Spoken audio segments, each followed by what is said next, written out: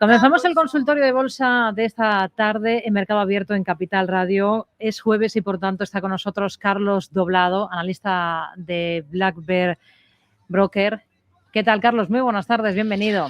Hola, Rocío, ¿cómo estás? Bueno, ha sido un día interesante para los mercados en general, no solo para los de renta variable. Hemos visto movimientos interesantes en el euro de repunte, de revalorización de la moneda única. También movimientos interesantes en el mercado de deuda, con repuntes en los rendimientos de los bonos europeos a cuenta de esos matices que ha introducido la presidenta del Banco Central Europeo, Christine Lagarde, en su discurso. Ahora ya no cierra la puerta a una subida de tipos incluso a finales de este ejercicio 2022. En bolsa se ha movido poquito el IBEX 35 porque ha habido buen comportamiento para la mayoría del sector financiero, con excepción del BVA en el día de su presentación de resultados. De hecho, tenemos al Sabadell, la CaixaBank, Santander y Bankinter como los 4 valores que mejor lo han hecho hoy del IBEX 35. Y en Estados Unidos no iba a ser menos, también tenemos cosas bastante llamativas. Por ejemplo, esa caída que está experimentando el Nasdaq 100 de más del 2,6% a esta hora, y el desplome de algunos grandes valores tecnológicos, como es el caso de Meta. Sí, igual les iba mejor en el mundo real que en el metaverso. Pero lo cierto es que ayer pues presenté resultados y, como pasaba con Netflix hace algunas semanas, el valor abría con fuerte tendencia bajista. Bueno, ya desde el after hours, ¿no? Ya se vio que íbamos a ver un movimiento violento. Los futuros, que habían vivido una buena sesión, se vinieron abajo inmediatamente. Y bueno, ¿qué podría pasar con la antigua Facebook? Pues que encuentre soporte en los primeros niveles, que es donde está. Es decir, aquí tenemos un importante hueco y aquí tenemos un mínimo horizontal. Ayer por la noche en Twitter intercambiaba alguna opinión y yo comentaba pues entre el 220 y el 250. Estamos en 240. Este nivel también tiene que ver con este nivel del 220, pues con lo que podríamos proyectar así en forma de resistencia ascendente. La antigua zona de máximos pre-crisis sanitaria, y ahí desde luego es toda una tentación. Leía incluso que estaría cotizando con un PER inferior al del propio S&P 500, con lo cual, bueno, tampoco creo que el metaverso vaya a arruinar a Facebook, ¿no? Yo aquí me la miro, es decir, yo aquí me la miro. A partir de aquí es una tentación. No voy a ser el primero, porque no soy nunca el primero en comprar, o casi nunca. Lo puedo hacer en índices, pero no lo hago nunca en valores. Pero desde luego, a esta altura, y mientras no tengamos un mercado bajista, que no lo tenemos un mercado, hemos hablado muchas veces, con problemas, un mercado o que pudiera ir generando problemas. Esos problemas ya se han evidenciado. Recordemos esa super resistencia ascendente de la que hemos hablado juntos desde hace meses. Sí. Y lo que tuvimos al finales del mes es un patrón envolvente. Este tipo de vela es una vela potencialmente bajista. ¿De acuerdo? En zona de resistencia. Es la segunda que vemos. Aquí vimos otra parecida, aunque en este caso no habíamos alcanzado la tangencia, y esto es conflictivo, ¿no? Nos viene a decir que el mercado pues tiene problemas para seguir subiendo. Eso es normal. Podemos ver aquí una vela parecida. Es decir, el mercado intenta caer mucho intramensualmente y al cierre acaba bastante arriba. En esta ocasión no tanto como en 2018, pero bastante arriba. Es decir, no es una vela dramática como, por ejemplo, la que tuvimos en febrero del 2020, y tampoco como la que tuvimos aquí a finales del 2018. Entonces, no parece que el contraataque de los bajistas sea totalmente contundente. Es decir, si recuerdas, hemos hablado mucho sobre la diferencia que hay, o al menos últimamente, ¿no?, entre el seguimiento de tendencias y el análisis técnico, sea la que sea la herramienta que tú utilices para intentar pues elucubrar y hacer eso que siempre digo que no es lo que sabemos hacer mejor, que es prever. Y no me refiero solo a los analistas técnicos, sino a los humanos. Es decir, nuestra capacidad de previsión es muy baja porque el mundo es muy complejo, ya está. Es decir, es tan complejo que cuando te sales de algo pues propiamente científico, podría ser, pues no sé, el medir la distancia que hay entre dos estrellas o entre dos ciudades, ¿no? Pues tienes problemas porque las cosas cambian, porque cuando tú estás estudiando el objeto que quieres, pues de alguna manera conocer mejor, al mismo tiempo que lo estudias, también lo cambias. Esto es una cosa que pasa mucho en ciencias sociales, es decir, es lo que Soros llama reflexividad. Entonces, estos hechos complejos, estos hechos sociales son esencialmente imprevisibles. Y a partir de ahí, pues, y bastante desnudos, tenemos un poco que irnos moviendo. Podemos hacerlo en base a herramientas analíticas. Lo hemos hecho en los últimos tiempos diciendo aquí es muy difícil seguir hacia arriba y ha quedado claro que era muy difícil. ¿Qué ha hecho el mercado? Que ahora está su primer soporte. Si nos fijamos en el S&P 500, tomamos el futuro, no tenemos por qué hacer un ajuste por dividendo en esta ocasión, prácticamente no hay diferencias, podemos ver que el S&P pues, ha bajado hasta sus primeros niveles de apoyo. Ya está, las primeras zonas de mínimos ascendentes, digamos, el mínimo que fija la anterior corrección. Ya está. Es decir, mientras tú no pierdas eso, la tendencia está en pie. Es verdad que además eso se produce en muchas referencias. Podemos fijarnos aquí en 3 referencias importantes del mercado americano. El Nasdaq Composite, que la respeta perfectamente, el Dow Industrial, que la respeta perfectamente, y el Dow de Transportes, que ni siquiera se acerca a ella. ¿Quién ha acompañado a la tecnología? Que sí se ha deteriorado de una forma clara. O sea, si observamos, por ejemplo, el Nasdaq compuesto, veremos que aquí hemos visto cosas realmente llamativas. No solamente hemos perdido el mínimo anterior, es que nos hemos dejado esta gran zona de soporte definida durante el 2021, que por 2 veces se pullbackea y que debería haber servido como punto de inflexión para un tramo. Y hemos tenido un tramo pero muy pequeño. Después de una consolidación de tantos meses y con un movimiento previo tan considerable, parece poca la ganancia, ¿no? Entonces, podemos hablar claramente de su estructuración en el mercado tecnológico. Y aquí sí tenemos una vela, si quieres, mensual muy llamativa. Cierra bastante abajo, pero tampoco cierra por debajo del mínimo anterior. Es decir, aunque sí de la vela previa, no de la primera vela correcta, o sea, de la última corrección, sí de la vela anterior, cosa que por ejemplo no pasa en el S&P 500.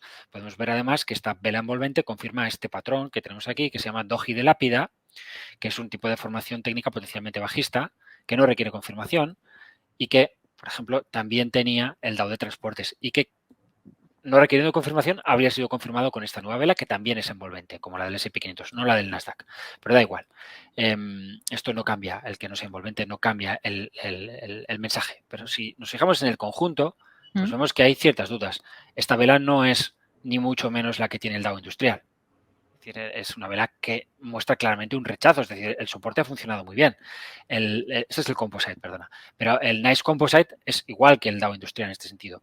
Realmente, tocado lo que se dice tocado, solo tendríamos al Nasdaq, y no deja de ser la parte más fuerte del mercado, y al Russell 2000, que habría roto a la baja este proceso lateral. En esta ocasión con cierre mensual, a diferencia de lo que pasó aquí arriba cuando intenta salir al alza y fracasa. Bien, en este caso no hemos fracasado. Bien, si nos fijamos en Europa, vemos que se parece mucho lo que ha pasado a lo que tiene el conjunto de la renta variable norteamericana, es decir, caídas hacia primeros soportes y rebote.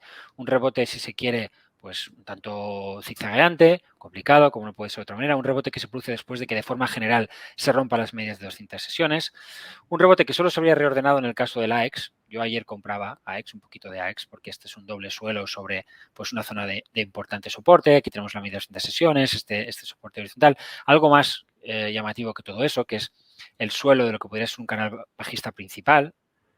Si nos fijamos en el proceso de fondo, podemos ver que en esos mínimos de los últimos tiempos, pues obtendremos esa base de canal bajista que tendríamos uniendo los máximos de mediados de 2020 y el proceso alcista 2021. Si ahí le trazamos un canal tomando como referencia el mínimo previo a que Biden llegue al poder y que se haga lo de Pfizer, que fue muy seguido, pues podremos hacer un canal y ese canal nos ofrece un soporte que pasa por los mínimos de los últimos días. Entonces, la base de ese canal bajista, el mínimo decreciente de los últimos meses, el canal bajista de corto plazo. A mí, honestamente, el AX me gusta, con la sensación de que me puedo equivocar, pero como todavía el mercado no ha sido concluyente, digo siempre, es más fácil salir que volver a entrar, pues cuando tengo una figura de vuelta, aunque sea pequeñita como esta, he puesto un piececito. Estaba prácticamente en 15-20% de exposición, 25% de exposición, pues he subido un poquito. Sigo estando muy poco invertido en renta variable. Pero he querido, dado que el stop es pequeñito, poner un pie. Y lo pongo porque aunque los alcistas no han ganado nada y las zonas de resistencia siguen siendo muy fuertes, lo que sí es cierto es que podríamos tener tranquilamente un movimiento lateral. Es decir, hemos alcanzado una resistencia creciente muy fuerte en el caso del S&P 500 y eso hace muy difícil que el mercado suba. ¿Pero necesariamente tenemos que caer por eso? No, no hay solo dos tendencias. Hay tendencias alcistas, bajistas y laterales.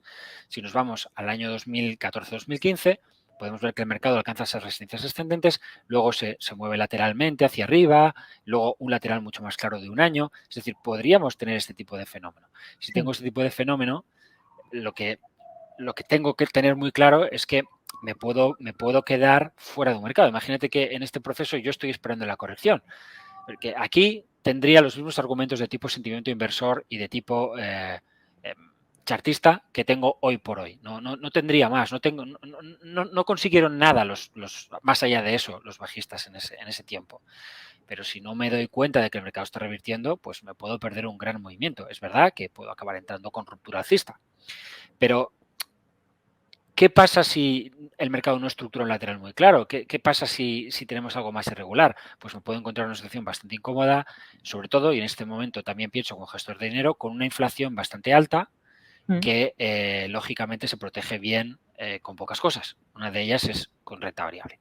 Entonces, bueno, quizás si estuviéramos en 2015 y la inflación fuera prácticamente inexistente, podría estar más alejado de la renta variable. En este caso, me veo más obligado a estar cerca de la renta variable porque esas inflaciones pues, nos tienen que llevar a... Hay otras alternativas, no solo renta variable, hacemos otras cosas. Por ejemplo, tú puedes invertir en producto inmobiliario o puedes hacer yo que sé, venture capital, o puedes intentar proteger inflación de otras maneras, pero la renta variable es indudablemente una de las mejores formas que tienes a largo plazo para protegerla. Entonces, viendo algunos elementos potencialmente alcistas y sin tener claro que, no sé si estás oyendo a alguien que berrea, pero porque yo sí que lo oigo, es mi hija. Muy poquito de fondo. Que, bueno, os pido Si no lo disculpas, dice, no nos damos cuenta. pero parece que tenemos un conflicto familiar ahora mismo, así que disculpad. Esperemos que pronta resolución. Sí, entonces el proceso va a quedar realmente tocado y vamos a tener un mercado bajista que puede ser grande o muy grande si perdemos los mínimos que hemos marcado aquí. Y ya está, y no hay más. O sea, el mercado ha respetado suficientes soportes como para que yo, más allá de lo que quiera ver, de lo que me gustaría que pase, porque a mí lo que me gustaría es que el mercado caiga, tengo poca exposición, que baje un 30% y aunque yo pierda algo de dinero durante unos meses, voy a tener excelentes precios para volver a empezar. Pero el mercado no hará lo que yo quiero, hará lo que él quiera. Y yo a partir de ahí tengo el análisis para ir confirmando, al menos para ir verificando que mi hipótesis de que el mercado está complicado, pues gana argumentos. Si no, directamente me toca refutar. Y en este caso tengo que refutar. Es decir, la idea de mercado bajista está refutada porque en general el DAX, el Stock 600, el Eurostoxx 50, el NICE, prácticamente todas las partes del mercado respetan sus soportes horizontales. Entonces, yo no puedo decir que estamos en un mercado bajista. Esto se refuta de una forma muy simple, porque al final es la cuestión de cómo defines la tendencia. Y ya está, hasta que yo no pueda romper los, digamos, cimientos de esa tendencia, pues no puedo afirmar que estoy en una. Al contrario, puedo refutarlo, pero no afirmarlo. Y a partir de ahí, ¿cuándo podría afirmar que estoy en una tendencia bajista? Lo cual no quiere decir que esa tendencia se vaya a extender en el tiempo, vaya a ser más o menos larga, no. Solamente que crecerá la probabilidad de que yo pierda dinero durante más tiempo o en más cantidad en ese tipo de mercado. ¿Cuándo voy a poder hacerlo? Insisto, pues si perdemos los mínimos. ¿Cómo ha sido el rebote hasta aquí? Pues un rebote normal en dos subondas que nos ha llevado, puedes verlo muy claro, a recuperar el famoso 0,618 de la corrección en el caso del S&P 500. Es decir, hemos llegado hasta ese punto que complicaría las cosas para los bajistas siempre si escalamos más. Y ahí la reacción de los bajistas está siendo muy positiva. Pues fíjate además que ese nivel del entorno de los 4.575 del S&P 500 era este mínimo que habíamos marcado en las primeras sesiones de enero y que aquí en tu programa comentaba yo hace semanas que iba a ser el nivel por debajo del cual empezábamos a ver precios apoyando el análisis. ¿Por qué? Porque teníamos una especie de cabeza y hombros confirmado aquí. Entonces, ese mínimo que hacía entonces de soporte clave para empezar a validar las ideas de los bajistas, se ha convertido en resistencia. Es una resistencia doble, no solamente es esa zona de antiguo soporte, sino que además tenemos un nivel de resistencia teórica porque hemos recuperado el 61,8% de la caída. Vamos con dudas de oyentes, Carlos. Recuerdo que a través de WhatsApp nos pueden dejar notas de audio en el 687-050-600. El correo es oyentes@capitalradio.es. Hoy nos preguntan mucho por bancos. Por ejemplo, Fernando, que nos escribe para pedir un análisis del Santander, soportes y resistencias, está comprado a 3,12 euros en el Santander, que decía yo al principio que ha sido uno de los mejores de la jornada. 3,29 ha cerrado hoy después de subir un 3,89%. Visión ahora mismo para el Santander. Bueno, el Santander hoy ha tenido, pues como ayer, el viento a favor por su propia presentación de resultados. Ayer pues impresionó, ¿no?, con sus cuentas, lo contrario de lo que le podría pasar hoy al BBVA.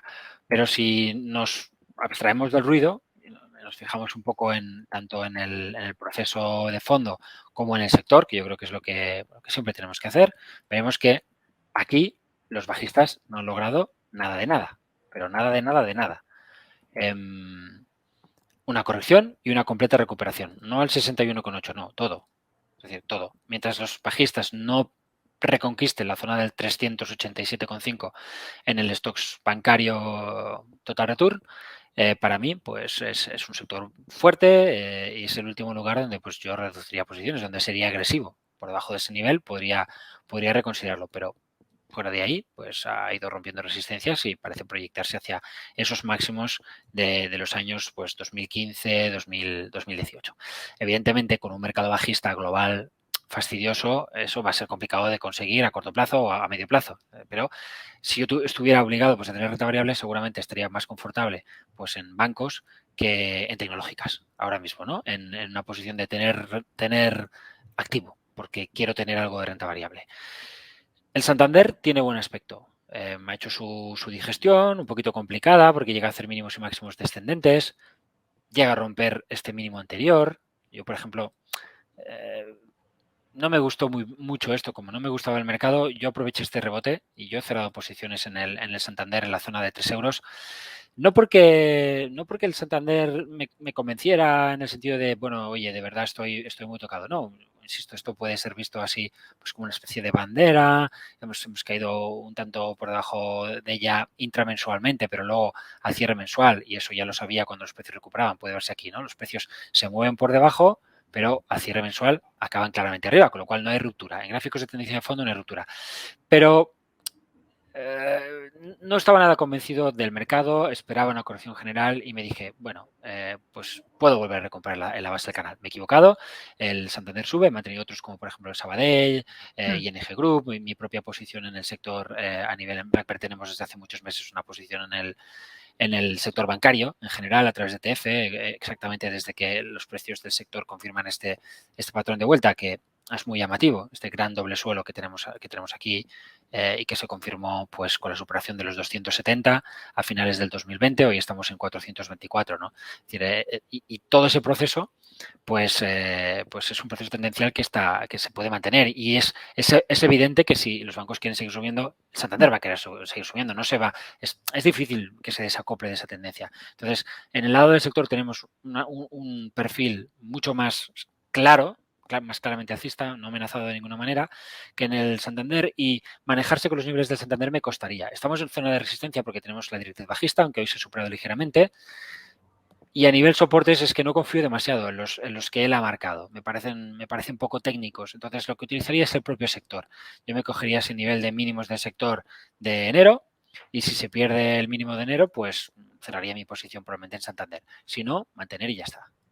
Para ahondar un poquito más en uno de los que he mencionado, que es el Sabadell, hay otro oyente, Daniel, que nos pregunta si se puede decir que el Sabadell ha roto la resistencia que tenía y si es así, ¿cuál sería el precio objetivo? Dice que está dentro, con buenas ganancias, lástima que la posición que tiene es más bien pequeña, nos aclara, y que hoy iba a vender, pero que se lo ha pensado mejor y piensa en un stop dinámico por aquello de no cortar las ganancias, que no es fácil tenerlas, nos dice No es Sabadell. fácil. No es fácil. Bueno, el Sabadell ha roto un máximo anterior. ¿Ha roto la resistencia? Yo diría que no, lo cual no significa que no la vaya a romper. De hecho, yo pienso que la va a romper. ¿Por qué digo que no? Pues porque para mí la resistencia es un poquito más compleja que una sola línea. Puede ser una zona. El mínimo anterior, el máximo anterior, perdón, estaba en 0,74. Pero si cogemos los mínimos de julio y diciembre y trazamos una paralela por arriba para ver el movimiento de los últimos meses, veremos que todavía podríamos estar en lo que podríamos denominar una bandera invertida, que es un proceso correctivo con mínimos y máximos ascendentes, que es algo propio de activos muy fuertes en tendencia o fuertes en tendencia. Esto es una buena noticia y, por supuesto, la ruptura debería llevarnos a proyectar, como mínimo, la distancia de ese patrón al alza. Es decir, que es una consolidación que también tiene su proyección en precio, y esta proyección en precio nos invita a pensar en la zona del 1.05, que es una zona de muy fuerte resistencia, 1.15, 1.05, 1.15. Ahí tendríamos ya una zona muy, muy complicada y habríamos hecho un gran techo. Hay que recordar que el Sabadell pues, también tiene esta formación de vuelta de tipo doble suelo como la que presenta el sector a nivel europeo y que ya en su momento con la superación del nivel de los 0.40 y poco,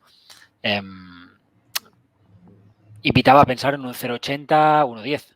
Es algo que alguna vez he comentado aquí, sobre todo, no sé si recordarás que te decía, yo le he comprado acciones a mi mujer, ¿no? Del Sabadell, las seguimos teniendo. ¿Por qué? Por ese tipo de argumento técnico. Entonces, hay mucha resistencia por el camino, pero esa es la proyección. ¿Por qué hay mucha resistencia? Pues porque lo dicen los precios, no porque lo diga yo.